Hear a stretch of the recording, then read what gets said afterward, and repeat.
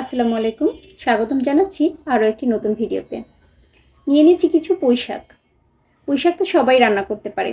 তারপরও আমি কিভাবে পুঁইশাক রান্না করি এটাই আপনাদের সাথে শেয়ার করব। তো প্রথমেই আমি কিছু চিংড়ি মাছের মাথা পেস্ট করে নিচ্ছি। চিংড়ি মাছের মাথা পেস্ট হয়ে গেলে আমি একটা কড়াইতে দিয়ে দিলাম সয়াবিন তেল। তেল গরম হলে দিয়ে দিব চিংড়ি মাছ।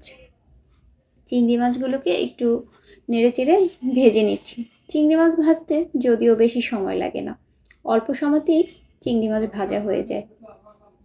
চিংড়ি মাছ ভাজা হয়ে গেলে দিয়ে দিলাম এখানে 1 চামচের মতো রসুন পেস্ট, দিয়ে দিলাম 1 চামচ পেঁয়াজের পেস্ট। তো সব কিছু নেড়েচেড়ে আমি একটু ভেজে নিচ্ছি। সব কিছু ভাজা হয়ে গেলে আমি এখানে আরও কিছু মশলা দিয়ে দিব। তো দিয়ে দিলাম হলুদের গুঁড়া, 1 চামচের মতো হলুদের গুঁড়া দিয়েছি। 1 টেবিল চামচের মতো দিয়ে দিলাম মরিচের গুঁড়া। আমি কাঁচা মরিচ দেইনি কারণ বাচ্চারা খাবে। এখানে পরিমাণ মতো লবণ দিয়ে দিলাম। পুঁইশাকে আসলে কাঁচা মরিচটা খুঁজে পাওয়া যায় না, আর বাচ্চারা যেহেতু ঝাল খেতে পারে না, ও কাঁচা মরিচটা ওদের মুখে গেলে অনেক বেশি ঝাল লেগে যায়, তাই আর আমি কাঁচা মরিচ দিলাম না। এখন এখানে আমি দিয়ে দিব সেই চিংড়ি মাছের মাথার পেস্ট। এখানে আমি 1 চামচ পরিমাণ দিয়ে দিয়েছি। বাকি পেস্টগুলোকে আমি ডিপ ফ্রিজে সংরক্ষণ করব। আমি এভাবেই একসাথে অনেকগুলো চিংড়ি মাছের মাথা পেস্ট করে বক্স বাটিতে ডিপ ফ্রিজে রেখে দেই।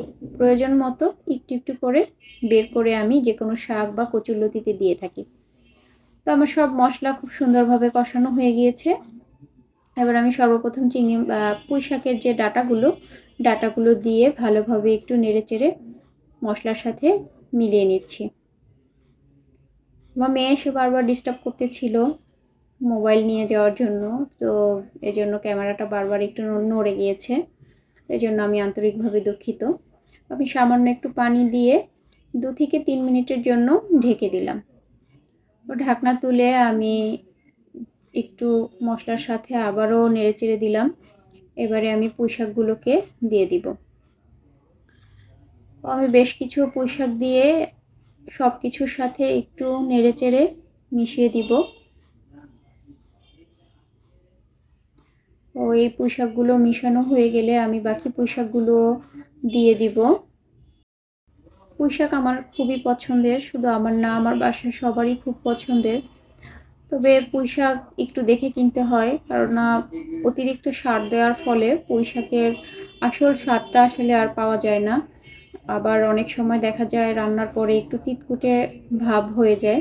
তো পুঁইশাক কেনার সময় একটু দেখে কিনবেন। তো আমি সব কিছু নেড়েচেড়ে 5 মিনিটের জন্য ঢাকা দিয়ে দিলাম। 5 মিনিট পর ঢাকনা তুলে আমি নেড়েচেড়ে পুঁইশাককে 80% সিদ্ধ করে নিব। আমার কাছে শাক পুরোপুরি সিদ্ধ করলে ভালো লাগে না, তাই আমি সবসময় শাক এবং সবজি 80% সিদ্ধ করি। এই তো আমার পুঁইশাক রান্না হয়ে গেল। তো ভালো থাকবেন সবাই, আবারও হাজির হয়ে যাব নতুন ভিডিও নিয়ে। সে পর্যন্ত আল্লাহ হাফেজ।